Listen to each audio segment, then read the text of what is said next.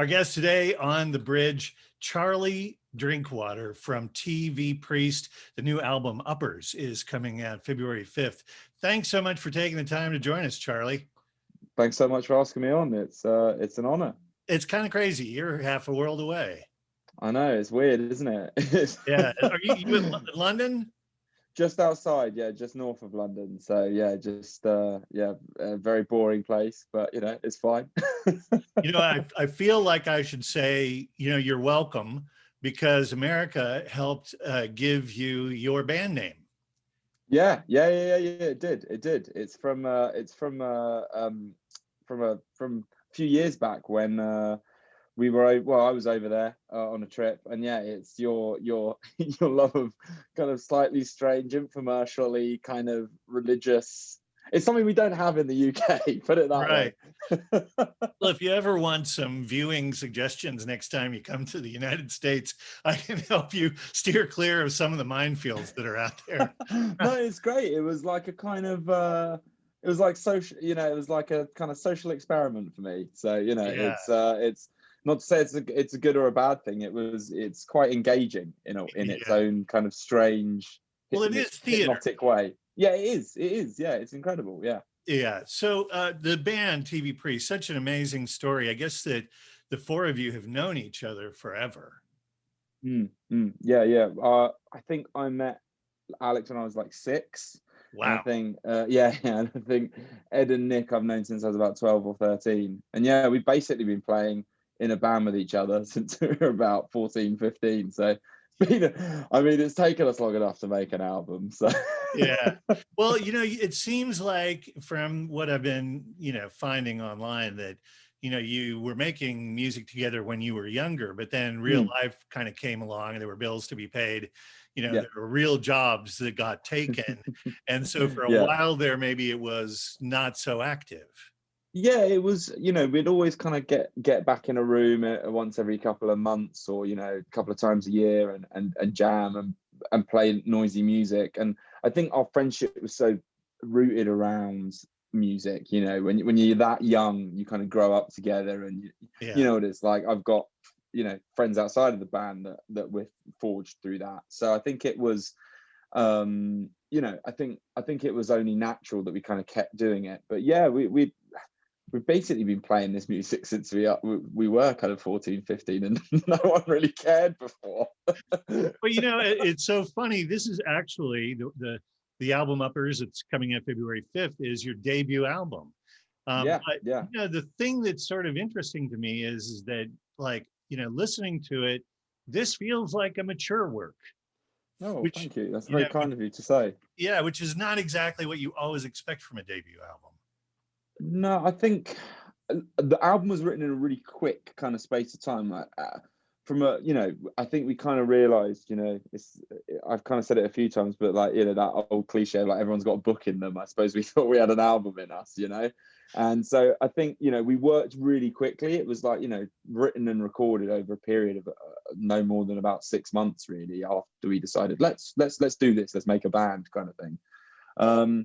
And I think it was quite intentional, the process, I think probably because we had all that shared history and experience and life, when it actually came to playing with each other and making the record, I think maybe we had a bit of a head start. I'm 32, so it's not like, I'm like a kind of 19-year-old kid still, Yeah. I've had a few knocks. Well, now I know that you've played live in other bands at other times. This band was formed primarily so that you could play live. Yeah. And the band has a really good time. Yeah, and the band has played a grand total of one show. Yeah, one gig in November 2019. And oh man, what was that like? I mean, it was amazing. It was a show that we put on just ourselves. We bought the PA into this little space and did the door ourselves, and we played with some mates, and it was all just for our friends and family, really, just to have a bit of a party, and also kind of prove to everyone that, like, we weren't just going down the pub when we said we're going to band practice, I think, so it was great fun, and yeah, like you said, we really formed primarily to to play live and be out there kind of, you know, all I want to do is meet other bands, meet people, you know, find a community. And unfortunately, it's kind of been difficult to do that in a physical sense since we formed the band. But it's been good, you know. Like we're doing it in a digital sense, you know. Like you said, well, I'm half the world away. I'm talking to you, you know. That's an amazing thing that has happened. So right. I can't miss what I've not had yet, you know. Yeah. So like I'm very sorry that I'm gonna ask this next question, but you know, because it's sort of like it makes, well, I just think it's color, right? I mean, the place that you played in November of 19 wasn't exactly a regular venue. No. And my understanding was that, like, yeah, you were playing on a stage of some kind, but also on the stage was a deep fat fryer. Yeah, it was. So basically, near where our studio is in London, it was like a kind of it's in a kind of industrially kind of space. Yeah. And there was a guy down the road who said I mean, to say bar is kind of stretching the imagination slightly. He effectively had like an industrial freezer that he'd put like a wooden slab in and been like, it's a bar. But he let us have it for free, so that was cool. But yeah, I mean, we got in there the day of the gig and we brought all the kit down, and yeah, it was like there was a deep fat fryer. There was like, weirdly enough, this is the weird thing, he had half of like a set from the Star Wars, the original Star Wars, like the trench run bit. Wow. He had like, yeah, and he was like, don't touch that, it's worth loads of money. So we were like, I don't know, I don't know what we're gonna do with that. You know, I know those are filmed in England, but how in the world do you get that? He might have been yanking our chain there, you know. It might have just been a bit of odd, you know. Or just pulling it out of the dumpster, you know, at the studio. Yeah, it looked like a bit of old kind of grey. Yeah, but you had that. I mean, it was a nightmare, to be honest. So before we could sound check, we had to clear the entire place. So it wasn't exactly glamorous, but it seemed to go all right. Yeah. So you've got that one gig under your belt. This is your debut album. And yet the critics have just lined up in praise of this record. And, you know, you're really like getting all kinds of super great attention. Album doesn't even come out till February 5th. Has to be just bizarre to you. Oh yeah. I mean, it's mad. It's really mad. And it's really mad, I think, that you know, it's not happening in any kind of physical sense. You know, I suppose if we were doing this for real, we would have presumably gone to Seattle and met the guys at Sub Pop and like, but, you know, like I'm like just in my house. So it's really strange because yeah, you're kind of your context for a lot of stuff doesn't really, you don't really know how to handle it. So, you know, you put a song on the internet and it goes on the internet and suddenly you're like, okay, then now what happens? Like, so it's really weird, but I mean, we couldn't be happier. I mean, it's to just have people interested in a record that I made with three of my best friends. And we honestly had very, very little expectation that we'd, you know, do, you know, the most we could hope was we print a couple of hundred vinyl and kind of get it out there. Yeah, it's mind blowing. It's mind blowing. I'm talking to someone like you know, across an ocean, you know, who cares? So yeah, I mean, it's amazing. Our guest today is Charlie Drinkwater from TV Priest. The new album Uppers is out February 5th. You know, I think that Charlie, talking about how you made the record, you had a bit of an advantage in Nick, who is a member of the band. He plays bass and also keys, but he's affiliated with a studio. He built a studio. You maybe help me out with some of the details. Yeah. So Nick was the guy, you know, in our band that when we were 16, no one else was interested in buying a 4-track, and he was. So I think we kind of set him on a course. So yeah, he's our producer basically. So the whole record is self-produced. Nick did all the production, you know, and yeah, effectively as we realized we wanted to make a record, we kind of Nick put money in and we kind of clubbed together and found a little space in London that we could afford. I mean, when I say little, it was like 1 meter by 2 meters, enough space for like a little vocal booth basically. and yeah, we made the record in there. Basically, Nick slaved away and kind of made just this incredible piece of art with us. Bought stuff out of us that I think we didn't necessarily know. I think he probably didn't necessarily know he would bring it out of us. But yeah, I mean, we're really blessed in that respect, and it's really nice to be able to kind of, I suppose, maintain that like DIY spirit, Yeah. and kind of feel like you're really, you have a level of autonomy, but also I suppose a level of like you can be quite intentional and kind of, it's bad sometimes, bless him, like we must run him ragged, I think, because it's hard to be a producer for your friends, Yeah.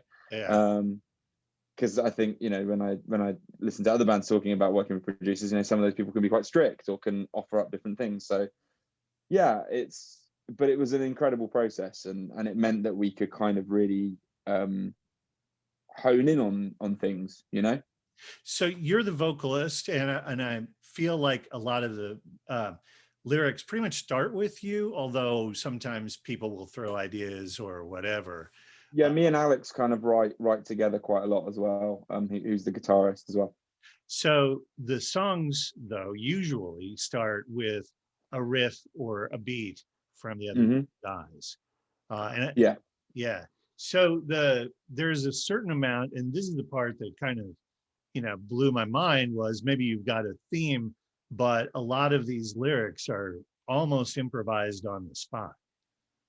Yeah, pretty much. Yeah, like we'll go in and I'll have a big stack of stuff, and Alex will have a big stack of stuff in terms of lyrics or notes, and we'll just kind of club them together. And then we will have been in a practice space, a larger practice space, a live space, where we would have kind of put down, I suppose, grooves or jams.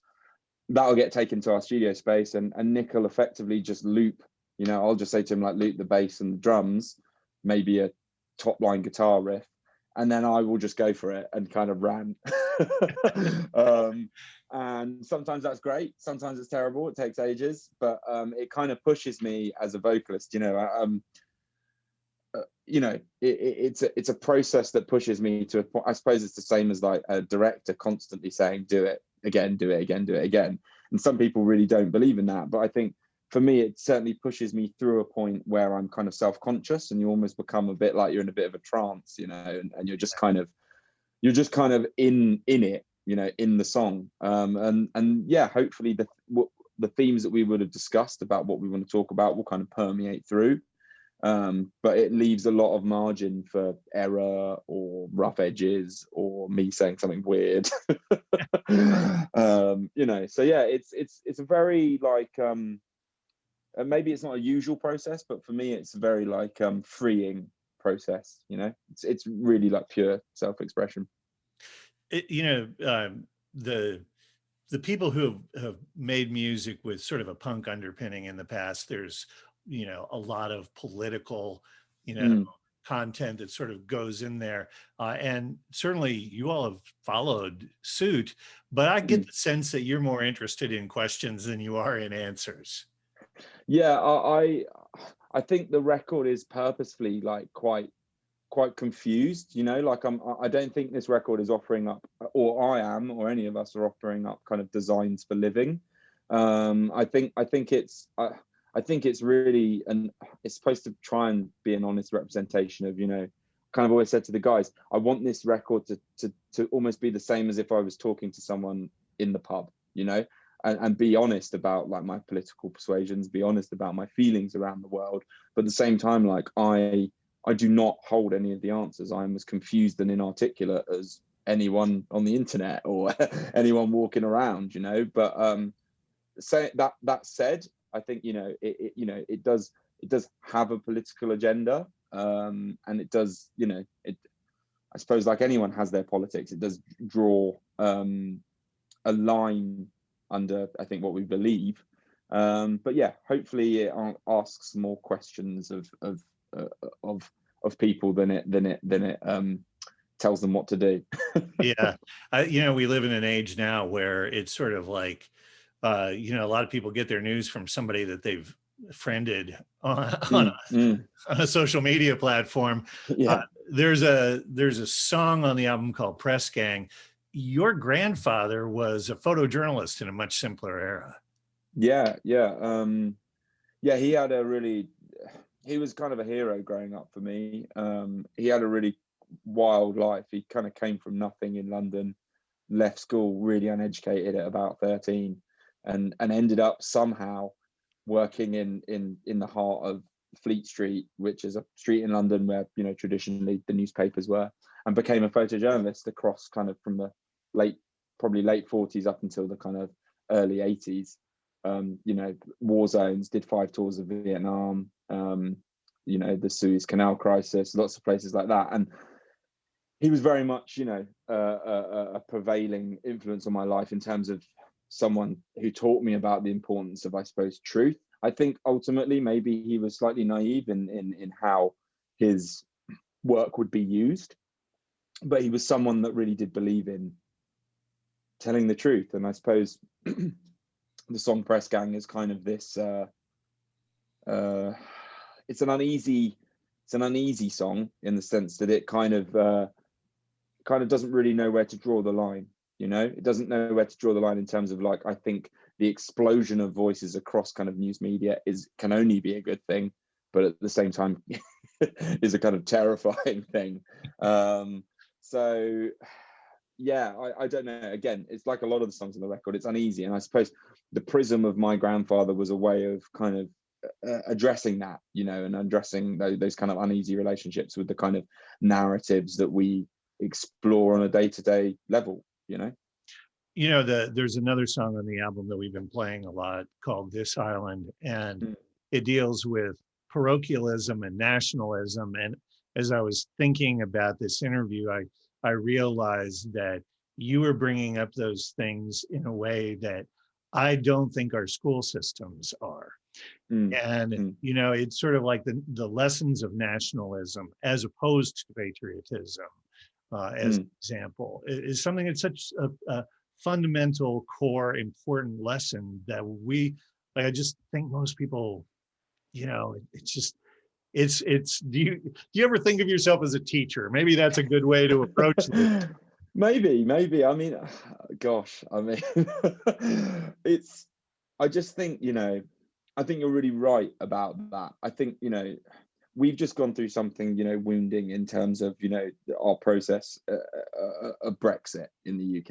And obviously you guys have been going through some seismic changes there. And I think, you know, that was written in response to our country, you know, in response to the things that vote threw up. Now, I think there are a myriad reasons why people voted for it and against it. You know, that's not necessarily my concern, but I think the things that it threw up, the kind of Pandora's box there opened, really kind of spoke to, I suppose, that some of the worst things in British culture, which is a sense of exceptionalism, a sense of a past that was better. You know, and I think we, as British people, have a lot to do in terms of dealing with our past. Like, I think you're right about the school system. We're not taught about our history of colonialism, you know, really in our country, and our founding myth is still the war, which obviously, you know, it is such a large part of you know, my grandparents, you know, people's founding beliefs in what makes your country good. But I think it's I think this rise of the nationalism across, I suppose, the world is something that just scares me. It just really scares me. Right. Because, you know, it forces people to look inward, and that is never usually a good thing.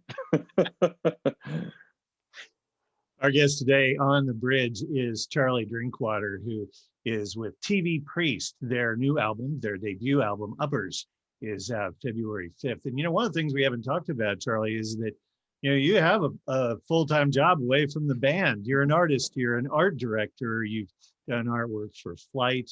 I have to say, I absolutely love the artwork that came out with the Leanne Lahavas project that you Thank you. that was everything about that was just gorgeous. And bands that are kind of in your same lane, Sports Team and Fontaine's DC. You kind of know those bands pretty well, don't you? Yeah, I mean, I suppose so. I mean, I think I wouldn't be so presumptuous to say I'm friends with anyone. Yeah. You'd have to ask them. Yeah. Well, so But did you when you started making this music, did you share any of it with them? Have they heard it yet? absolutely not. I mean, I don't know. You don't want to be the guy that's like making someone's album cover and be like, "Hey, listen to my terrible band." Yeah, no, I didn't. I very purposely kept it very, very separate. And I think the way, I've thought about this a lot in terms of how I ended up being a kind of designer and artist for other people. And it really was the fact that I had stopped playing in bands, but I wanted to be so connected to a musical community. So that was the kind of way that I could stay in there. What are my other skills other than kind of ranting and raving in a punk band? Well, I can like make stuff, I can draw stuff, I can design stuff. So I suppose that's kind of how I ended up in that lane. And those people, those bands knew me as that dude. Yeah, yeah. I think it shocked a lot of people when they're suddenly like, what? Because it wasn't exactly something I was forthcoming about, put it that way. Again, we're talking about Charlie Drinkwater from TV Priest, who has, and like, I don't know if he owns this publicly or not, but he has a superpower. He can see the future. There is no other way to explain the fact that you wrote a song called Journal of a Plague Eater. And it was based on having read the Daniel Defoe book of 1725 about a British plague from 1665, and you wrote this song before COVID. Yeah, well, actually, I can't take the credit for that. This is Alex's fault. So he had read the book, and we were thinking a lot.